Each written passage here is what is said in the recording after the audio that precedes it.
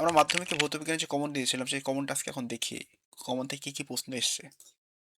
এই 2 দিন যদি ভালো করে পড়া যায় ভৌতবিজ্ঞানটা, তাহলে দেখা যাবে যে ভৌতবিজ্ঞানে 5 নম্বর উঠেও অনেক বেশি নম্বর পাওয়া যাবে। যেমন আমরা যদি প্রথম অধ্যায়টা খেয়াল করি, প্রথম অধ্যায়ে 1 নম্বর প্রশ্ন যদি আমরা রাখি, সেটা হলো স্থিতিশীল উন্নয়ন কি? এবছর মাধ্যমিকের জন্য খুবই বেশি গুরুত্বপূর্ণ। 2 নম্বর যে কোশ্চেনটা সেটা হলো ওজোন স্তর ধ্বংসে সিএফসি ও এনোর ভূমিকা। এই যে মাধ্যমিক 2026 সালে এই কোশ্চেনটা। এখানে এসে আমরা দেখি এই যে স্থিতিশীল উন্নয়নের ধারণাটা কি? স্থিতিশীল উন্নয়ন কাকে বলে? এই কোশ্চেনটা চলে এসেছে 2 নম্বরের কোশ্চেন একদম পুরো 3 এর 1 নম্বরে ছিল। আমরা কমন করেছিলাম প্রথম অধ্যায় থেকে। আর একটা কোশ্চেন আমরা দ্বিতীয় যে কোশ্চেনটা কমন করেছিলাম সেটা হচ্ছে ওজোন স্তর ধ্বংসে সিএফসি এবং এনোর ভূমিকা। আচ্ছা, এখান থেকে সিএফসি আর এনোর ভূমিকা এটা তো দেবেই না। কারণ এই ৩ দুটোর মধ্যে তো একটা কোশ্চেনই দেবে। যেহেতু একটা কোশ্চেন দিয়ে দিয়েছে, আর একটা কোশ্চেন সেকেন্ড কোশ্চেনটা আমাদের এই শর্ট কোশ্চেনের মধ্যে দিয়ে দিয়েছে। এই যে আমরা যদি দ্বিতীয় অধ্যায়টা খেয়াল করি, এখন আমরা দ্বিতীয় অধ্যায় দ্বিতীয় দেখি। অধ্যায় থেকে আমাদের কিছু কোশ্চেন করতে হবে। তার মধ্যে দ্বিতীয় অধ্যায় থেকে একটা করে অঙ্ক থাকে, এবং এই অঙ্কের জন্য আমরা আমাদের প্লে লিস্ট আছে ভৌতবিজ্ঞানে, সেখানে আমরা অঙ্কগুলো নিয়ে আলোচনা করেছিলাম। আচ্ছা, আমরা দ্বিতীয় অধ্যায় থেকে বলেছিলাম অঙ্ক আসবে এবং দ্বিতীয় অধ্যায় থেকে আমরা যদি মাধ্যমিকের কোশ্চেনটা দেখি, এখানে দ্বিতীয় অধ্যায় থেকে অঙ্ক এসছে এবং এখান থেকে অনেকগুলো দ্বিতীয় অধ্যায় থেকে অঙ্ক এসছে। আমরা দ্বিতীয় অধ্যায়ের অঙ্ক চলে আসি।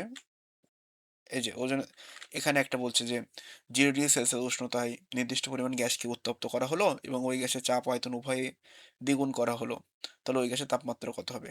ঠিক সেম অঙ্ক আমরা করেছিলাম।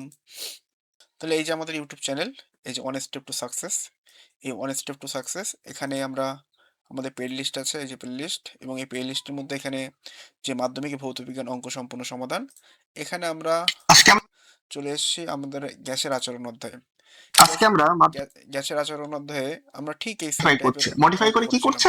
এই যে আমরা সেম টাইপ 0 ডিগ্রি সেলসিয়াস উষ্ণতায় একটি রক্ষিত একটি গ্যাসের ভরের চাপ দ্বিগুণ করা হলো, আয়তন অর্ধেক করা হলো, গ্যাসটার অন্তিম উষ্ণতা কত হবে? মানে এই মানে অঙ্কটা সেম অঙ্ক দিয়েছে, ওখানে শুধু বলেছে আয়তনটা অর্ধেক করা মানে দ্বিগুণ করা হয়েছে। আসলে আমরা কি এই সেম অঙ্কটাই কমন করিনি? আমরা সেম অঙ্কটাই কমন দিয়েছিলাম এবং আমরা সেম অঙ্কটা কমন করেছিলাম এই যে 42 দাগ। একদম পুরো সেম অঙ্কটা দেখেন। 42 দাগে। এই সেম অঙ্কটা মাধ্যমিক 2026 সালে এসছে। 0 ডিগ্রি সেলসিয়াস উষ্ণতায় কোনো গ্যাসের কে উত্তপ্ত করলে চাপ ও আয়তন বৃদ্ধি পেয়ে দ্বিগুণ হয়, তাহলে গ্যাসটার চূড়ান্ত উষ্ণতা কত হবে? একদম পুরো ভৌতবিজ্ঞান, অঙ্ক, জীবনবিজ্ঞান প্রত্যেকটা বিষয় থেকে আমাদের কমনের মধ্যেই কমন মানে অঙ্ক প্রশ্ন চলে আসে মাধ্যমিকে। এইজন্য আমরা ধরে, ধরে দেখাচ্ছি সেই জিনিসগুলো। আমরা তাপের ঘটনাসমূহ অধ্যায়ে যদি যাই, সেখান থেকে আমাদের গুরুত্বপূর্ণ কোশ্চেন আসতে পারে যে তরলের যে তাপীয় প্রসারণ দুটো আছে, সে প্রসারণ দুটো এবার খুবই ইম্পর্টেন্ট। এবং এখানে ক্ষেত্রে কিন্তু আমরা এখান থেকে একটা কোশ্চেন দিলাম যে তরলের যে তাপীয় প্রসারণ দুটো আছে এবার মাধ্যমিকের জন্য খুবই ইম্পর্টেন্ট। আসলে তরলের তাপীয় প্রসারণ গুণাঙ্ক কি মাধ্যমিকে কোশ্চেন এসছে? আমরা একটু দেখে নেই। আমরা কিন্তু এই অধ্যায় থেকে বড় কোশ্চেন একটাই কমন করেছিলাম, তবেও আমরা দেখে নিচ্ছি যে তরলের তাপীয় প্রসারণ গুণাঙ্ক দুটো এসছে কি আসেনি। এই যে 4 এর 3 দাগ 2026 সালে মাধ্যমিকে কোশ্চেন, তরলে আপাত প্রসারণ গুণাঙ্ক এবং তরলের প্রকৃত প্রসারণ গুণাঙ্কের সংজ্ঞা দাও এবং তাদের মধ্যে সম্পর্ক লেখো। একদম পুরো 3 নম্বরে এই কোশ্চেনটা চলে এসছে। মানে এখানে একটা জিনিস দেখেন, এই যে লোহার যে প্রসারণ গুণাঙ্ক আছে, লোহার যা প্রসারণ গুণাঙ্ক আছে, এই কোশ্চেনটাও কিন্তু আমরা যে আমাদের কমনের শিটের মধ্যেই আছে। আমরা যদি খুলে, খুলে দেখাতে পারি কোশ্চেনটা। এই যে, এই যে লোহার দৈর্ঘ্য প্রসারণ গুণাঙ্ক এত বলতে কি বোঝায়? একদম পুরো সিমিলার কোশ্চেন। এই কোশ্চেনটা 2026 সালে মাধ্যমিকে এই কোশ্চেনটা দিয়েছে। একদম পুরো সেম কোশ্চেন। আর এই প্রশ্নটা তো আমরা কমনে বলেই দিয়েছিলাম যে এই প্রশ্নটা মাধ্যমিকে আসবে। এখান থেকে তরল থেকে আরেকটা কোশ্চেনও দিয়েছে শর্ট কোশ্চেন। আমরা যদি শর্ট কোশ্চেন একটু আগে দেখি, এখানে সত্য না মিথ্যা এটা লিখতে বলেছে। কোন তরলের প্রকৃত প্রসারণ ওই তরলে যে পাত্র রাখা হয় তার উপরে নির্ভর করে। আমরা এর পরে যদি চলে যাই আলো অধ্যায়, দীর্ঘদৃষ্টি এবং হ্রস্বদৃষ্টি। আচ্ছা, হ্যাঁ, আমরা দেখে নেই 2026 সালে এই যে মাধ্যমিকের কোশ্চেন, এই 2026 সালে মাধ্যমিকের কোশ্চেন আমরা চলে আসি। এখানে আমরা দেখি আলো অধ্যায় থেকে কি কোশ্চেন দিয়েছে। এই যে হ্রস্বদৃষ্টি বা মায়োপিয়া ঘটার 2টি কারণ লেখো। এর প্রতিকারে কোন ধরনের লেন্স ব্যবহার করা হয়? একদম পুরো সেম কোশ্চেনটা আমরা কমন দিয়েছে এবং কমন থেকে চলে এসছে 3 নম্বরের কোশ্চেন এসছে। আচ্ছা, আমরা আরো দেখি কি বলা আছে।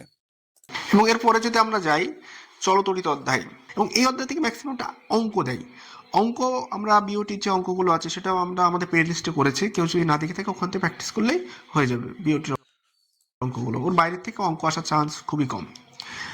আচ্ছা, আমরা এখানে কমন করেছিলাম বিওটির অঙ্ক এবং বিওটির অঙ্কর জন্য আমরা মাধ্যমিকের এই যে আমাদের ইউটিউব চ্যানেল এবং মাধ্যমিকের ভৌতবিজ্ঞানের এই যে প্লেলিস্ট, এই প্লেলিস্টে আমরা মাধ্যমিকের যে আলো অধ্যায়, যে চলতড়িৎ, এই চলতড়িৎ অধ্যায়ে বিওটির অঙ্ক আমরা অনেক অসংখ্য বিওটির অঙ্ক আজ চলতরিতের সেকেন্ড এই যে বিওটির অঙ্ক।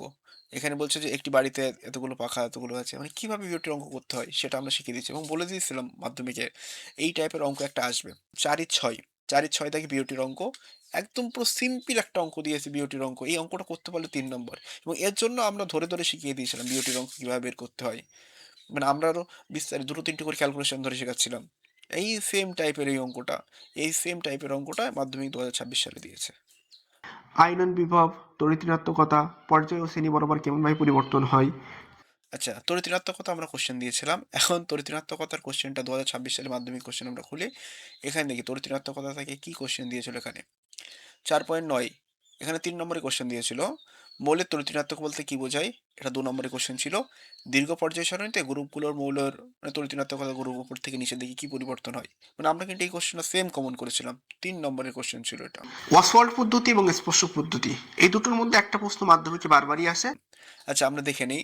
এখানে অসল পদ্ধতি বা লাইগার স্পর্শ পদ্ধতির মধ্যে কোন কোশ্চেনটা দিয়েছে? একদম পুরো আমরা ৪ এর ১১ দাগের প্রশ্নটা ৩ নম্বরের কোয়েশ্চেনটা ছিল। এখানে বলছে অ্যামোনিয়া বায়ুর অক্সিজেন দ্বারা জারণ ঘটিয়ে কিভাবে নাইট্রিক অ্যাসিড মানে উৎপাদন করা হয়। যে অসওয়াল্ড পদ্ধতিতে যে নাইট্রিক অ্যাসিড এটা ৩ নম্বরের কোয়েশ্চেন দিয়েছে। আমরা পাস করার জন্য কমন করেছি এবং যদি আমাদের এই সাজেশনটা সিম্পল একটা সাজেশনটা করা যায়, দেখছেন মানে কতগুলো কমন মানে শুধু একটা ভিডিওর ভেতরেই। আমরা না হলে ৫ নম্বর তুলেও মানে অনেক বেশি নম্বর পাওয়া যাবে। যদি এই ভিডিওটার সাজেশনটাই শুধু করা যেত। দেখি আর পরে তো কি বলেছিলাম।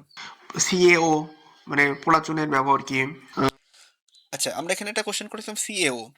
সিএও এর ব্যবহার কি? সিএও মানে কি কাজে লাগে সেটা আমরা দেখব।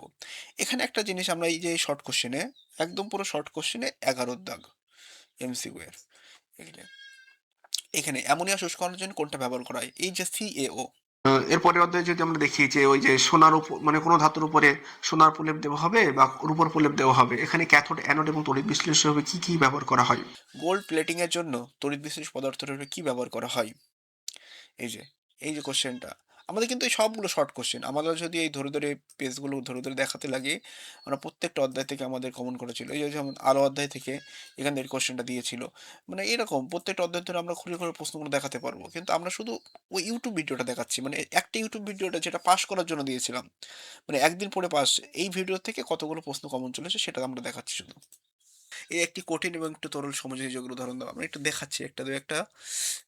এই যে আমরা যে কোশ্চেন গুলো কমন করি ৮.২ অধ্যায় থেকে, এখান থেকে এই যে ৩৮ দাগ, এই যে একটি তরল এবং কঠিন সমযোজীর উদাহরণ। এটা মাধ্যমিকে ২ নম্বরের কোশ্চেন ছিল। একেকটা করে লিখতে পারলে ২ নম্বর ছিল। মানে হুবহু D2 কমন ছিল ৪ ৪ ৭০ সমস্ত কোশ্চেন খুলে দেখানো যাবে। এই দৈর্ঘ্য প্রসারণ দেখালাম। এই r = 2f মানে উত্তল দর্পণের ক্ষেত্রে এটা তো আমাদের ফার্স্ট কোশ্চেন থাকে। এই যে আলো অধ্যায়ের ১ম কোশ্চেন উত্তল দর্পণের ক্ষেত্রে এই যে r = 2f এটা প্রমাণ করতে দিলাম। আমরা একদম পুরো আলো থেকে যে কোশ্চেন কমন করেছিলাম তার মধ্যে ফার্স্ট কোশ্চেনটা ছিল। এমন মাধ্যমিকে ধরে, ধরে আমরা কমন দিয়ে থাকি।